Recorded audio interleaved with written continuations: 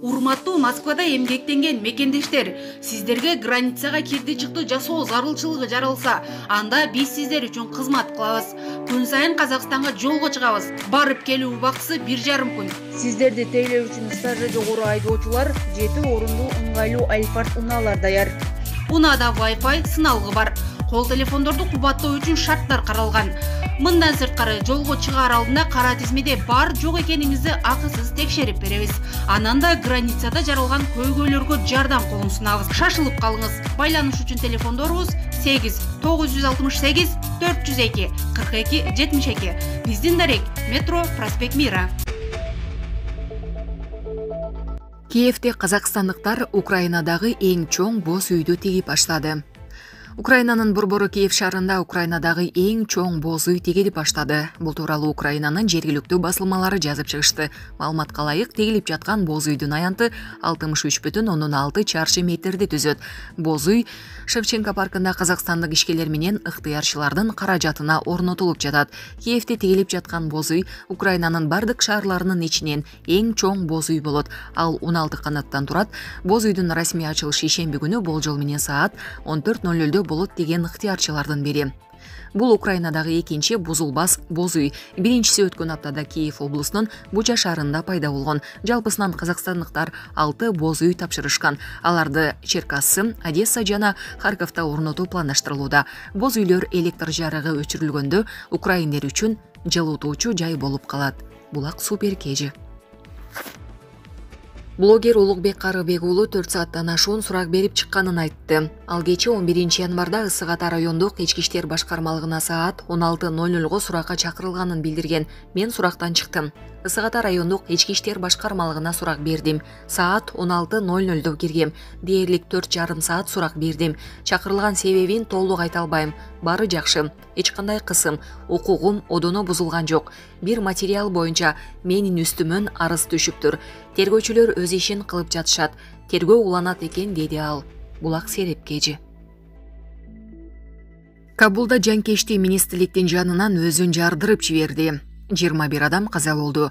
Кабулда Ауганстандын тышкы иштер министрлигинин имаратынын кире беришинин жанында жарылуу болду. Жарылуудан кеминде 21 адам каза болгонун Ауганстандын бир нече телеканалы жазды. Маалыматка ылайык, жардырууну жанкечти жасаган. Окуя кечээ 11 январда жергиликтүү убакыт боюнча саат 15:40 болгон. Анда жанкечти министрликтин имаратынын ичине кирүүгө аракет кылган. Аны коопсуздук кызматы токтоткондо ал өзүн жардырып жиберген.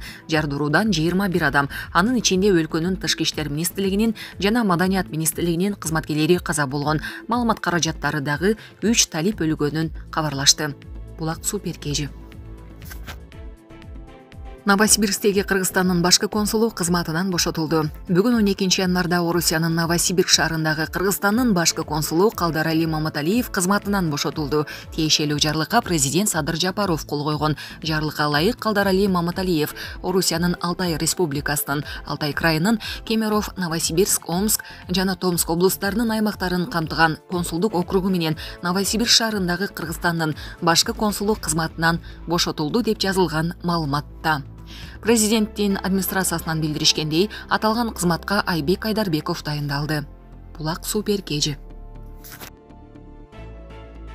Депутат Жалолидин Нурбаев мигранттардын каражатынын бир бөлүгүн инвестиция катары колдонууну сунуштады. Бул тууралуу ал бүгүн 12 январда жогорку кеңештин жыйынында билдирди. Анын айтымында мигранттар өз өлкөсүнө абдан жакшы жардам берип, тактап айтканда коронавирустук пандемия учурунда медициналык жабдууларды сатып алып Кыргызстанга жөнөтүшкөн. Мен биздин мигранттардан инвесторлорду түзүүнү сунуштайм. Министрлер кабинети аларга өз аймагынан жер бөлүп, алар каалаган компаниянын акционери боло алат. Мигранттар жылына 2,5–3 миллиард которушат. Бул каражаттын жок дегенде 1% инвестиция катары колдонулса, 25–30 миллион доллар алабыз. Эгерде бир өндүрүштү түзүүгө 1,5 миллион долларга жакын каражат сарталса, жыл ичинде 25ге жакын жаңы ишкана ачууга болот деп белгиледи депутат. Булак Назар Ньюскежи. Солидар аймагы Украина аскерлеринен толук бошотулганы кабарланды. Вагнер тобунун негиздөөчүсү Евгений Пригожин Солидардын толук бошотулганын кабарлаган маалымат топтун телеграм каналына жарыялады. Бул тууралуу РИА Новости жазды.